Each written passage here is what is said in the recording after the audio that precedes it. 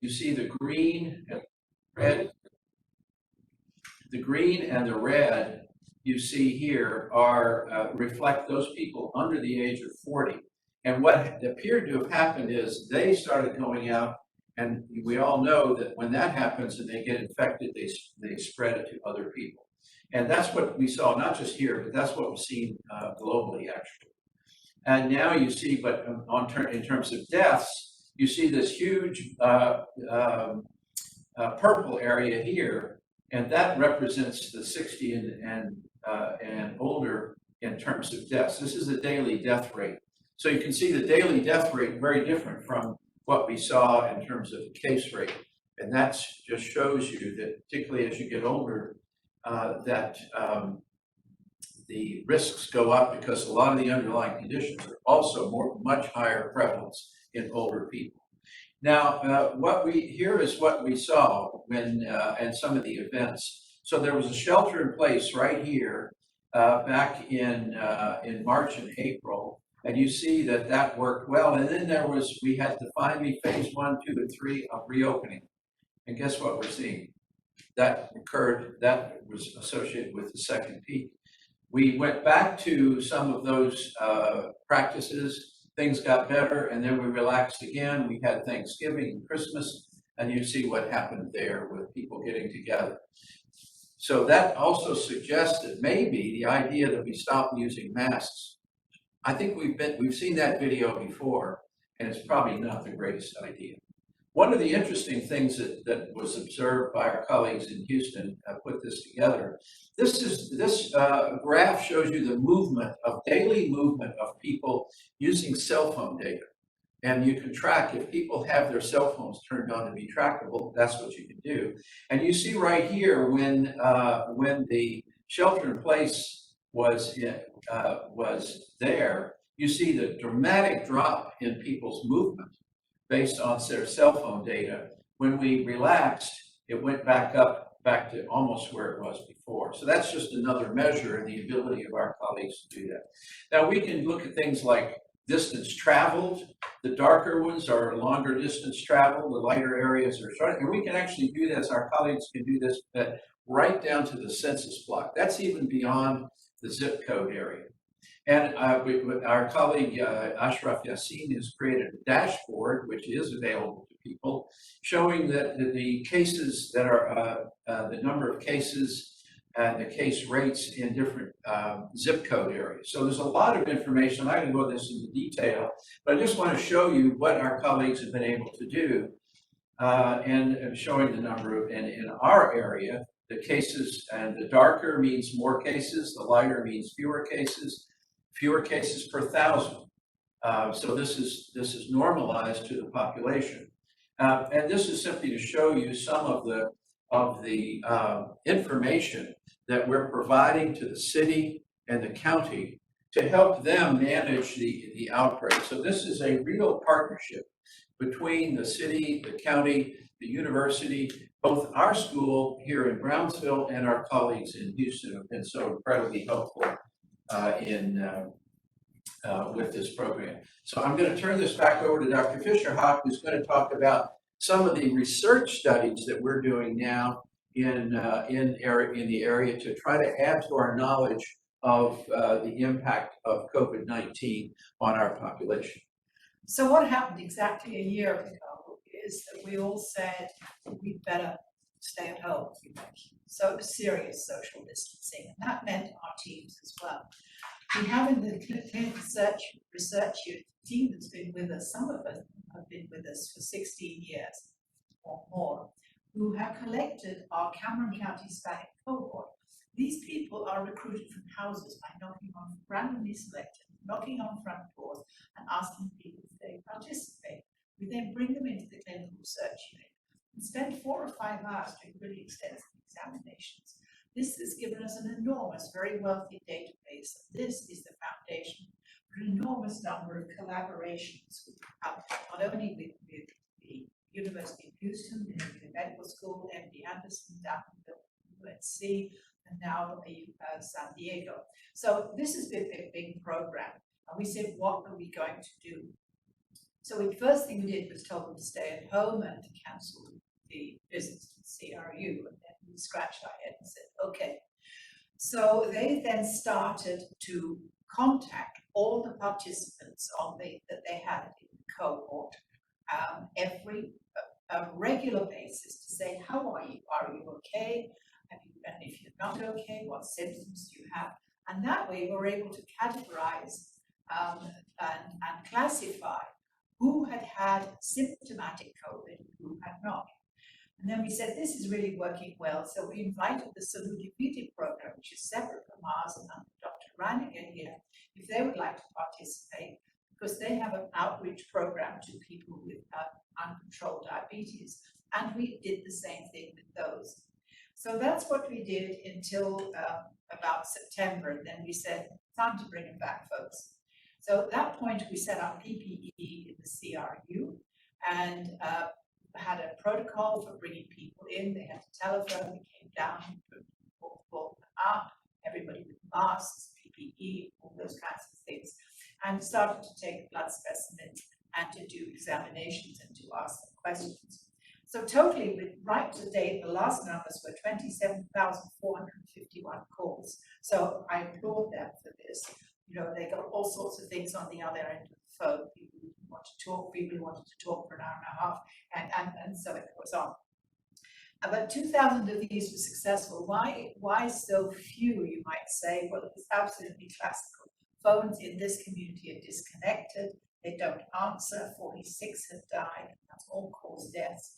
Only 77 we contacted actually said they couldn't participate. So this was pretty good.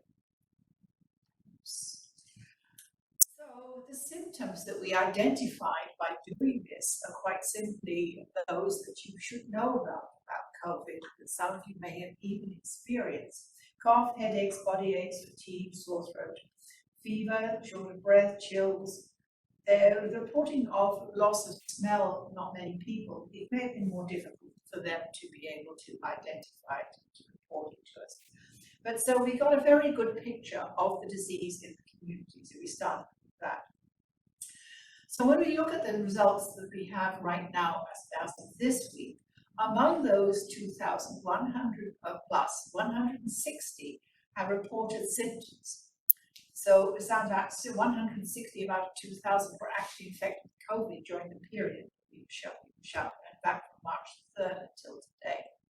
78 of these 160 have already visited CRU, and we've got specimens. We have antibody specimens. We have, among these 78, we have got a great secret weapon. They are paired specimens. These people have got archived specimens in our freezers of RNA, DNA, and plasma. And this allows very, very sophisticated analysis to be done to see what happens to the body pre and post COVID. Do they change gene expression? Are their genomes altered? And then we can also look at their actual biological changes. Is their diabetes worse? Have they acquired new diabetes? All sorts of things. And one of the things that did come through that many of these people said, I don't feel the same after COVID. And the post-acute COVID syndrome is now an entity that's recognized as this disease can go on for a long time. And it can be really quite severe, particularly in young people. Among the Salute people, we had 173 who reported symptoms. I'd like to draw to your attention that this is a cohort of people with uncontrolled diabetes, and therefore very much at risk from COVID.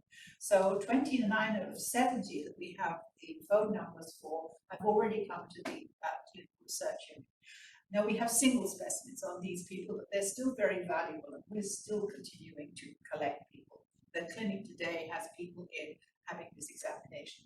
So antibody assays are in progress. We've got paired RNA shipments being sent to Vanderbilt for RNA-seq studies, which is to see what gene expression is going on. There are specimens for DNA and epigenetics in process. The epigenetics are changes to the gene, your actual gene, which occur during stress and during illness, which affect your actual overall health. And so it's a very important marker of disease. And we're continuing to call the participants. So they're coming in, and it's a very good experience. They're very glad somebody's paying attention to.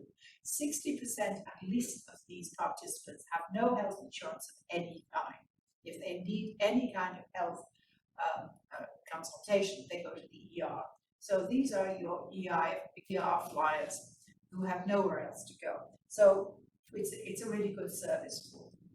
Some studies in progress with collaborators at Vanderbilt, University of North Carolina, University of California, San Diego, and in Houston, mainly the medical school, and in MD Anderson, using these recent archive specimens. And we have data on post-acute coronavirus syndrome, looking at genetic susceptibility, looking at changes in gene expression, epigenetic changes, mental health changes, because the post-acute syndrome involves a lot of mental health, depression changes and cognitive changes, a range of biological changes. Some you get new onset of diabetes and worsening of diabetes, and the impact of COVID-19 on liver disease, which is not described yet. So the coronavirus vaccine tracker, I'm now going to talk quickly about vaccines. This is this summary here on the side here. Let's see this.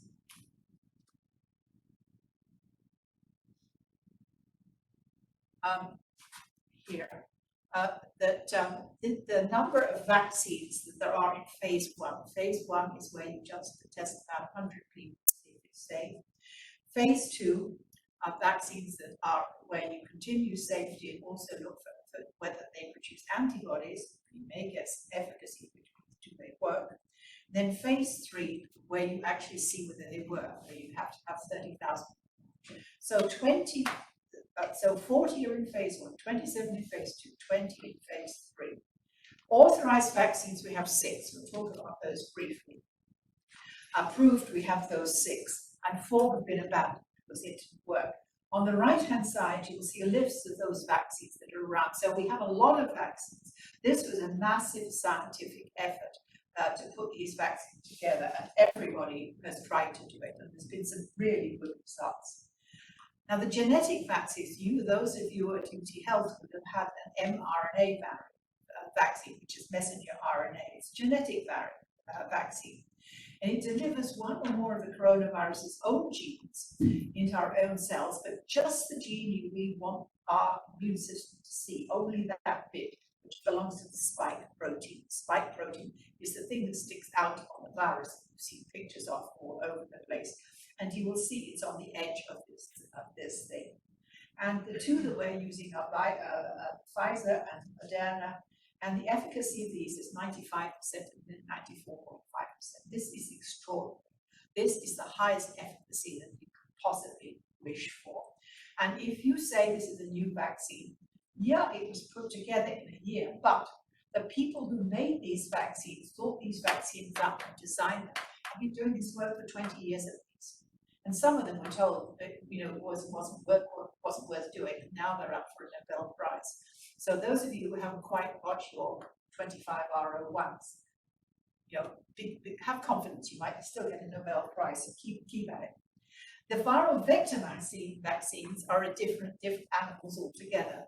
These are attached to the good old adenovirus, another sort of not very well studied virus because it really doesn't cause much in the way of major disease, but there are a lot of them. And the nice thing about these viruses is they put them in people, they don't cause much disease, but they replicate, so you can get them to express the little piece of the coronavirus that you want your immune system to see. So here we have a lot. There are a lot of these, but just quickly cover the 4 that are major ones. Johnson & Johnson, J&J, you've heard of that, it's just been authorized. This is single dose, which is very, very useful because it means it can be stored at room temperature to refrigerators, and you don't have to call people back again. But the efficacy is 72%. You may say only, but the flu vaccine is only 60%. So we're still looking in the high end. The AstraZeneca vaccine is the same design. They say their efficacy is 82.4%, but some of their data needs cleaning up a little bit, I think. Then there is a Chinese virus and there is a Russian virus. And as far as we can figure out, at least the Russian virus is pretty good. They say their efficacy is 99.6%. Vaccine, not virus. Vaccines, I'm sorry. Vaccines, my virus is confused. Anyway, vaccines. The Russian vaccine, as you can see, the Sputnik vaccine is going to be used more widely, and this is very useful for countries which don't have access to it. It's 2 doses, however. Chinese virus, there are questions about Chinese virus. It's got an efficacy which is lower. So now quickly about variants, because the next thing is what happens if the virus changes. And the thing about viruses is that they react to the situation before you can. It says, okay, so I can't infect all these people, so I'll change a bit so that I can hit those people. So that's what it does. It makes minor changes. And it does it in the spike protein. And we have now several variants we're concerned about. 117, 1351, and P1, they are all circulating in Houston already. The one from 117 emerged in Britain in December, it's one you've heard about. And the 1351 is from South Africa, and the P1 is from Brazil. And it has a series of mutations, which I'll discuss briefly. So the B117, what I want you to know here is it's thought to be 30 to 50% more infectious, so we needed that. The B351, it may be able to escape the virus a little bit, but not as much, not significantly. And the P1 is very worrying, because that is one that is likely to escape the vaccine a little bit more than the others. So we have to watch this space and see what happens. We may need a booster to our vaccine. So the mutations, the spike protein consists of 3 of these strange structures wound together. And I don't know whether you can see, but there are tiny little changes here, colored changes, showing what the changes are. You see how small they are. But they're enough to change the way the vaccine, the virus behaves when it infects you. But it doesn't escape the vaccines, certainly not the mRNA vaccines or the AstraZeneca. The 351 has got more changes. You see there are more blobs here, one there. This one actually changes the shape a little bit more, so that your antibodies have a little bit more difficulty catching to it and seeing it. So that's more of a worry. And then the P1 has got even more changes, some of the same as the South African changes. Our problem here is what's going to come next, because once we all get vaccinated, if we don't get enough people vaccinated, if we don't wear masks, then the virus is going to say, okay, I'll make a new change and I'll get around this so I can get at it. So this is why one of the reasons why we absolutely have to continue to be very, very, very attentive. This is there we are, back to Joe. We had some problem with our slides, so we've got some duplicates in there. Apologies. So now, 1, how do these things work? And 2, do they work? And how do we know they work? How did we figure out that these vaccines actually work? And I just want to talk a little bit about that.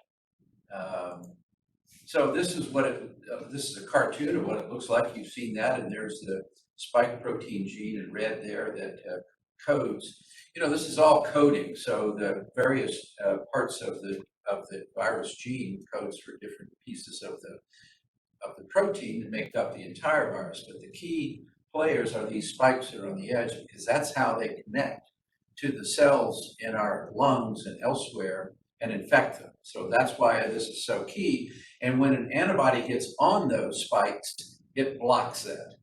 That's how simple.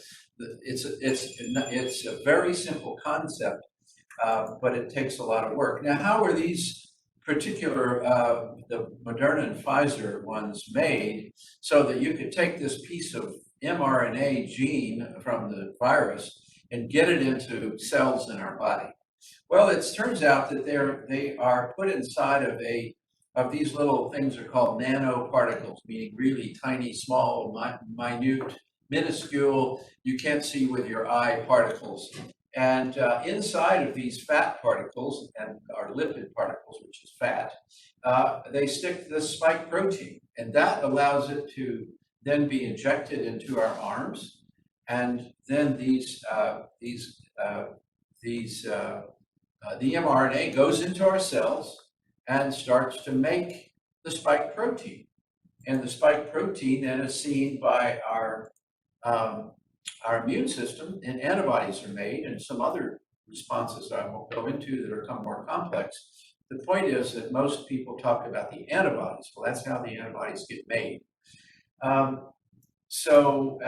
First of all, the doses for Pfizer and Moderna are 2 doses, and one is 21 days apart, the other is 28 days, and of course, as Dr. Fischer-Hoch said, J&J has only one. Now, one of the startling things that was discovered with the Pfizer vaccine is look at after the first dose of vaccine, the yellow line are people who got the placebo. That is, they got a saline solution, not the vaccine itself. And we're looking then at the number of cases of COVID-19 in those people. But look how quickly those people who actually got the vaccine dropped off in this flat curve. And that is pretty dramatic. It's after the first dose, within 10 days or so, people really just stopped getting infected. So that was the first, one of the early clues and this vaccine is being spread throughout now, being used in many parts of the world, all marked in colors here. Some are approved already, some are limited use. Well, one of the things that you do to ascertain whether these things, one, are safe, two, are effective and give a good immune response, is you actually measure the immune response. And these graphs are pretty straightforward. This is the graph showing people who didn't get the vaccine. These are graphs showing the antibody levels in people who got different doses, and all of the doses seem to work pretty well. You can see the rise. These are called scatter plots. They're just dots. And they show you that everybody who got, whether they got a low dose, medium dose, or high dose, is this kind of thing you do in the first and second phases. So when you go into the third phase, you know what the immune response looks like. And secondly, you know what dose to use, because that's always an issue here. So that's the way that these things work. Now, they also looked at the COVID-19, at the adenovirus, and it does pretty much the same thing. And you see this, the rises here. These are people who got the placebo. These are people who got low and then the high dose. And it didn't seem to matter too much. And there is a difference in the Pfizer and the Moderna dose, but and typically then in the, I think I'm going to skip over this particular slide. No, I know. There's a huge study that was done in Israel, and they started with over 3 million people, but they have this wonderful health system where everything is registered. And they ended up comparing about 600,000 people who got vaccinated and who didn't get vaccinated. Now, that is a colossal so-called phase 3 study. That's far beyond what's phase 4. It's almost phase 4. Yes, that's well beyond. But in phase 4, you don't usually get that many unvaccinated people, so that's what makes this extraordinary. So anyway, they were able to look at this by age groups, by gender, by sex, and a whole bunch of risk factors. And that's the kind of thing you really want to be able to see. And what they found was, in fact, that for all of these people, you see again the red are people who didn't get vaccinated, the blue who did. And this is just shows you the number of days. But this is documented, symptomatic, hospitalization, and severe. And you can see in every instance, the blue curve is well below the red curve. And that just simply tells you how well the vaccines did in terms of their effectiveness.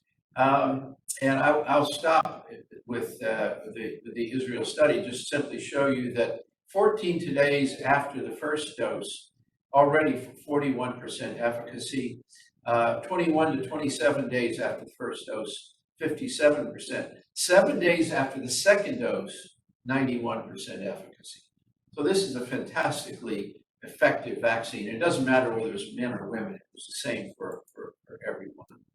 I'm going to skip over that one. Now, what kind of numbers do you see when you actually do a clinical trial?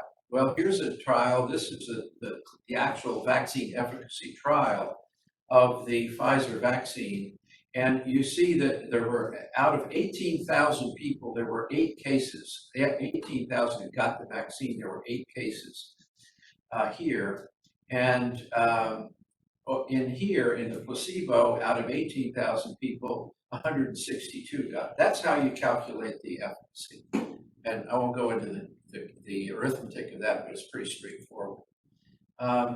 So I'll stop that. Just to summarize, we'll leave a little time for some questions. So we have in this country 3 safe and effective vaccines now available, expected for all by the end of May. The president has just announced that. The recent decrease in cases is leveling off at high rates and shows signs of resurgence. We cannot stop what we're doing, despite what our governor says, or the governor of Mississippi, or whoever else says we can go back to being normal. Cannot. We've seen that scenario already. We saw it before. With the resurgence of what's already here and the variants, it is highly risky to do that. So what are we saying? Continue wearing your masks. Continue social distancing. Continue hand washing, regular hand washing. Avoid indoor crowded conditions that significantly prevent spread. Our Rio Grande Valley population, as I've already outlined, is at extreme risk for severe and fatal disease. So we do not want to see this resurgence again in our community. So I'm advocating strongly for people to continue doing the good job you're doing, because we're at a low level now. Let's take advantage of that and wait for the vaccine. And we have to continue these norms, because you've seen the high rates of death that we have in our family members and friends across the area.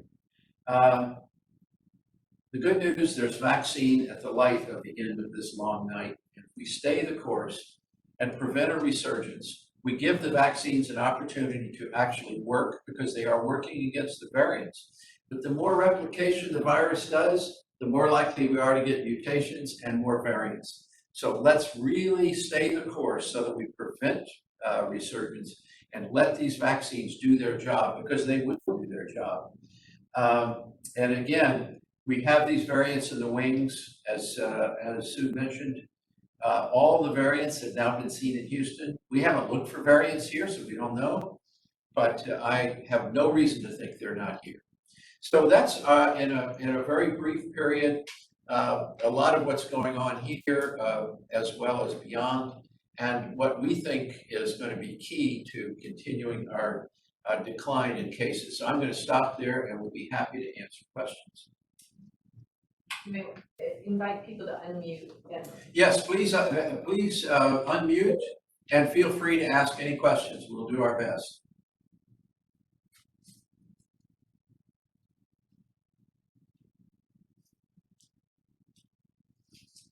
I'll start with a question. Would you mind talking about your perceptions, your view of when will we have enough vaccine to handle the demand that we're seeing? So the president has said everyone will have a vaccine available by May. To me, that means by the end of this month, we should start seeing sufficient amount of vaccine for those who want the vaccine to be able to at least register, so that through March and April, we should be able to vaccinate at a much higher rate, and essentially vaccinate all those who want to be vaccinated, who are susceptible. Now, what's happened in places like our hospitals, where we had initially, a little more than half the people who wanted vaccine. Now what's happened is the other people saw, this vaccine seems to work. Nobody dropped dead. Nobody, nobody lost an arm or a leg or anything like that from the vaccine. I think I'd like to get vaccinated too. So I think that's what we're going to see, is a continued growing acceptance. I've got a comment to add to that. This is something Tony Fauci emphasized this morning. This is a pandemic. It's a global pandemic. And that unless we deal with it globally, we will continue to be under threat. So we've got to also turn our eyes to other countries and saying, have they got enough vaccine? Can they administer enough vaccine? Can we control this virus globally? And I think, that's going to be our Achilles heel, because that's where the virus is making variants that can come back to bite us. Yeah, I mean, we've already seen all three of the variants, the UK, South Africa, and Brazil, already here, and all of them are in Houston. I don't have any doubt that they're here as well. And Marcella is going to look for them. And Marcella is our director of our laboratory, And she's is going to gearing up to be able to do the PCR and look for these variants. And there are kits that are going to come out soon to be able to actually detect them using PCR, so you don't have to sequence the virus.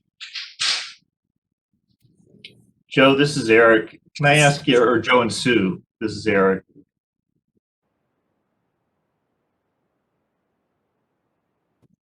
The first presentation, my question, I think it's an impossible question, but predicting the future these days, but do you think that that SARS-CoV-2 will basically become, endemic, and we'll be having an annual vaccine just like we get a flu vaccine today, or many people do?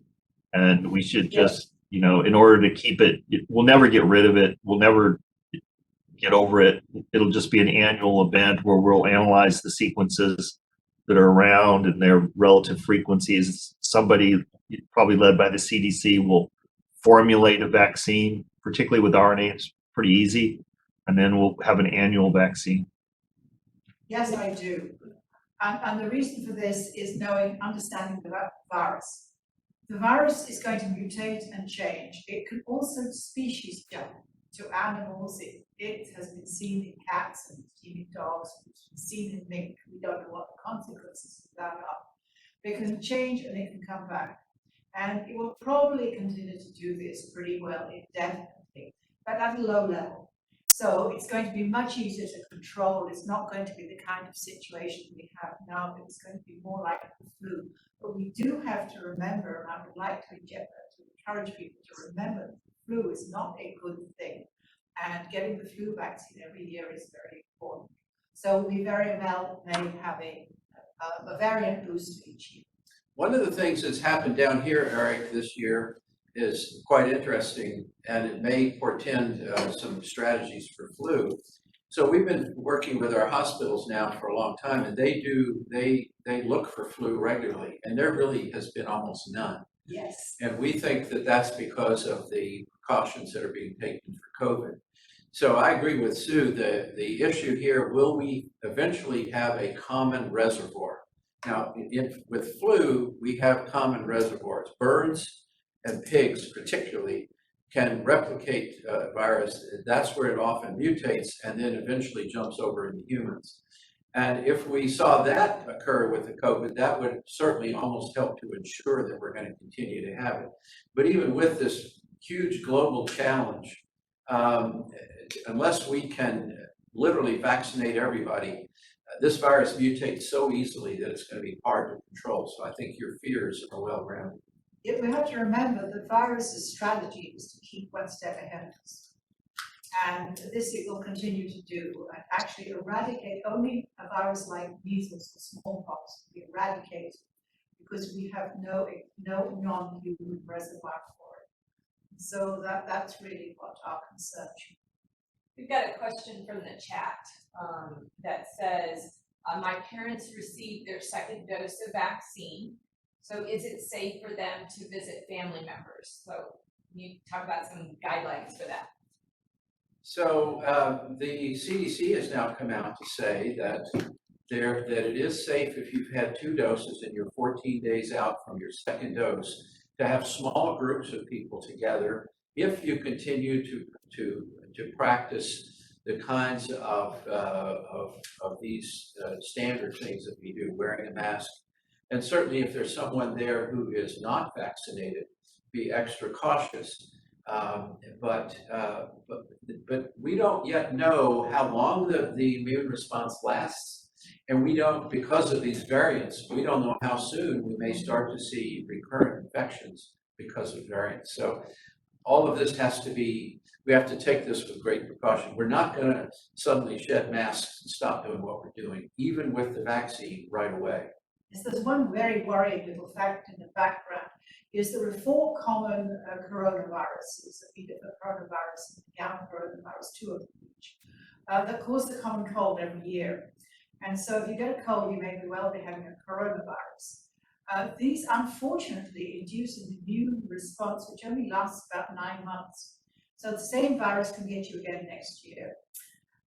The good side of that is that these common cold coronaviruses replicate below body temperature, between 32 and 35 degrees centigrade, which means that they have less ability to actually invade the body, get into the lungs. But this is all the area. There is more we don't know about these viruses than we know yet. And it's quite an exciting time to be a virologist. This is Please, go ahead. this is Ann Cass, and I'm not in the medical field. I do work with the Colonia residents and housing, but I'm very curious.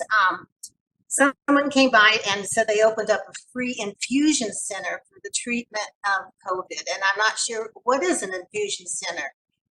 The second question I have is, do we have anything to learn about the eradication of smallpox that could be applied to COVID? So the infusion centers use highly concentrated, what we call monoclonal antibodies. These are antibodies that are similar to that are raised by the vaccine, but they're in high concentration, and they're made under special conditions. We don't have time to talk about how they're made, but those are now being used for people who have early symptoms and who have high risk, who have high underlying. And in our area now, there have been hundreds of these people who have been treated with this cocktail of monoclonal antibodies, and it seems to be working really well. It does not work well when you are advanced and already in the hospital. But and also the studies of the plasma that have gone on. There was a report just a couple of days ago showing that really No is not efficacy effective. at all. No efficacy at all. But these are highly concentrated and they're focused on early disease, and that does exactly. It's imagining that you're just giving what a vaccine would have already done, but you're giving it in a big dose. It attacks the virus, keeps it from dividing. The underlying principle here is you're first attacked by the virus, and therefore you have to attack the virus. You can do it with antivirals, you can do it with monoclonal antibodies. After that, the virus has done a lot of damage. It leaves a lot of damage around. It may indeed have gone, but the damage is still there. And at that point, it's best to treat with steroids, which damp down your response because you've responded too much to the vaccine. People who end up on ventilators are in that phase. Okay. Sorry, she had a second question. I had the second question. Can we learn anything from the eradication of the smallpox to apply to COVID? Well, I think what we can learn is that it is possible to eradicate a virus. Polio is going along in that way as well. There are many circumstances, we don't have time to talk about, a difference between, nevertheless, between smallpox, which does not lend itself to being able to do here. So I would say the main thing we've learned is we can eradicate a virus under certain circumstances. So unfortunately, I'm gonna we fix the camera. Stop the questions, but if you have a question and you want to put it in the chat, please do so with your email, and then we'll respond to you, because this is a unique opportunity where we get to kind of hear the latest science and then ask our questions. So first off, let me properly thank Dr. Fischer-Hoch and Dr. McCormick for the presentation. We'll give them a round of applause here. Thank you all for joining on the virtually as well. We're all in the meeting together. Wonderful presentation. Thank you very much. I wanted to just say that today also is a very special announcement in that we, as part of our 20th anniversary, we set a goal to raise $200,000 in scholarships for our students studying public health locally. And we felt like that $200,000 number was just the right number for a 20th year, right? A stretch goal, but we believe we can meet it. And so we want to let all of you know that we have officially kicked that off, right? This is a real event. And what drives that goal is that we have students who are deeply dedicated to public health and who come to campus, to the work, oftentimes needing to take loans or to have to work full-time while going to school, or to who rely on scholarships in order to make ends meet. This is the reality of our region, and it is something that it only provides strength when you're in the classroom. You know what it means to work hard and to be dedicated to something. And we want to have the ability to provide our local public health students and our informatics students more resources to make this possible, right? So that's our dedication to doing this. Over the last we see that about 80% of our students have to dig in on either financial aid or loans or scholarships. And so we've been blessed to have the Sarafi Foundation endowed scholarship for public health for about 10 years. And we were able to provide typically two scholarships a year with that. But we have more students and more need than that, right? And so we wanted to do more. And so I am pleased to say that we've launched this campaign, and I want to invite David Starnes, who is the Director of Gift Planning at UT Health, to make an announcement. Thank you, Dean Reininger, and it's my pleasure to be here today. See if I can get it. There we go. To be with you today, because it's my pleasure to make an announcement of a lead gift, a very, very nice lead gift to this scholarship campaign. And so over the last few months, I've gotten to know Drs. McCormick and Fischer-Hoch, and it's been a pleasure to spend some time with you and get to see their dedication and love for the students in this area. And so Drs. McCormick and Fischer-Hoch have both committed to making a very, very nice gift to establish an endowment. An endowment will live in perpetuity. And so this gift that they're making will also, when your students, when these students have gray hair, they will know, and the scholarship will still be giving to new students for decades and decades to come. And so Drs. McCormick and Fischer-Hoch have established the Joe McCormick and Sue Fischer-Hoch Public Health Scholarship Endowment for the Brownsville campus. And I'm just really excited to say thank you.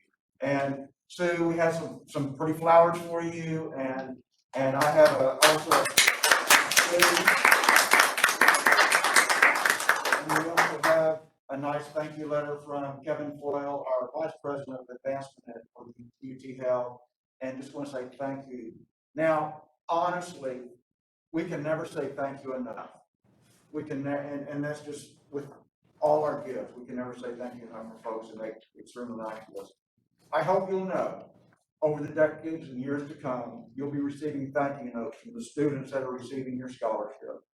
And you'll understand that there will be tears and there'll be smiles when folks read that letter saying they've gotten the Joe McCormick and Sue Fischer-Hoch scholarship. So thank you so much, and thank you for being here. And we invite others to give to the scholarship, because this is just the start of the campaign. This is a really, really nice gift, and we still have a ways to go to reach the $200,000 goal. Very good. Dean Reininger, thank you for allowing me to be here. Thank you so much for being here and presenting this exciting news. I'm going to turn it over to Dr. Eric Boerwinkle, our Dean for the UT Health School of Public Health. to come live to us from Houston. Dr. Borwick. Thank you, Glenda. Yeah, I'm coming to you live from the city that, as Dr. McCormick said, you know, we have now all of the variants that are around the world. And actually, I saw a wastewater treatment data this morning that not only indicates that we have them, but at least the UK variant is growing in frequency in our population. But really, this isn't about Houston, or frankly, it's not really about the virus itself right now. It's about two people's commitment to the health of a region that bears a disproportionate burden of chronic disease. And I would include infectious diseases in that list of chronic diseases in the area.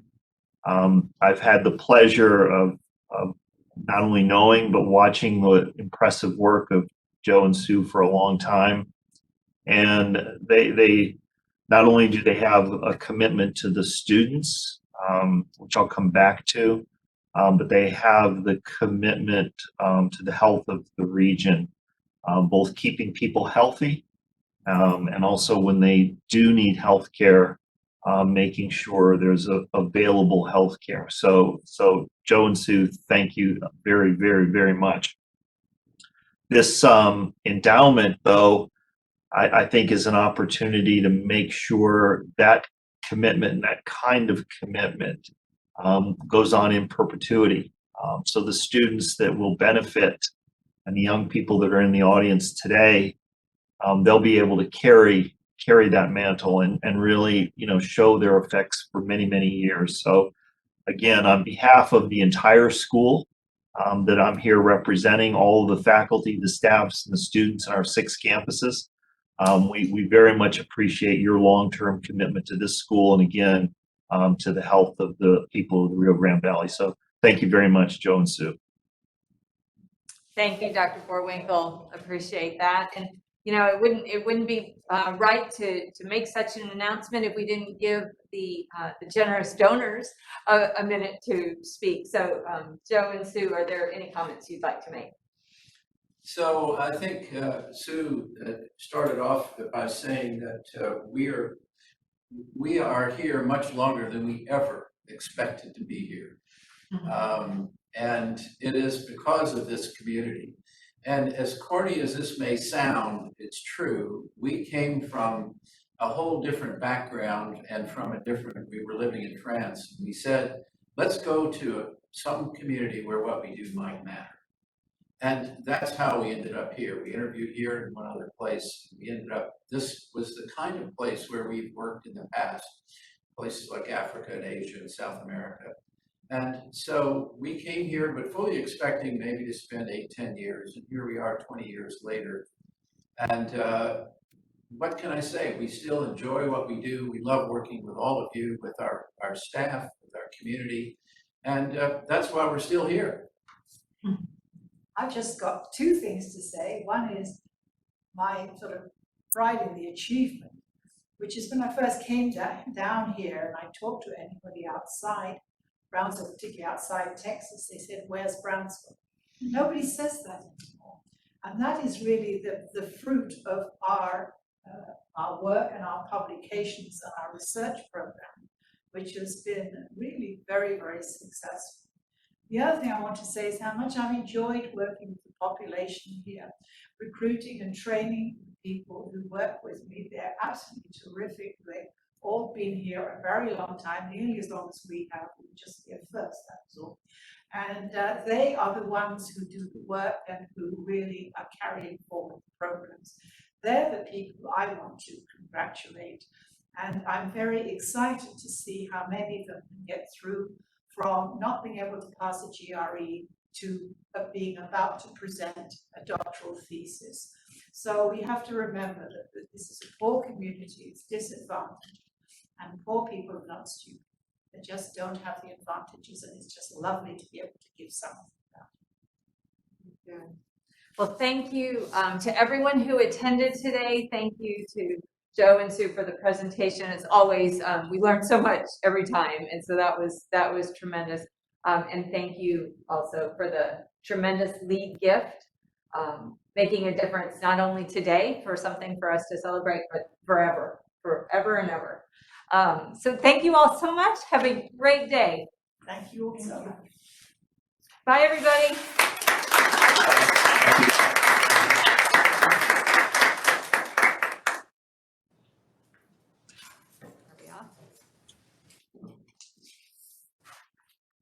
Y'all want a group picture? Yeah, we could kind of do like a spread out group picture somehow. A Probably group, everyone in here has been vaccinated. so Probably. we can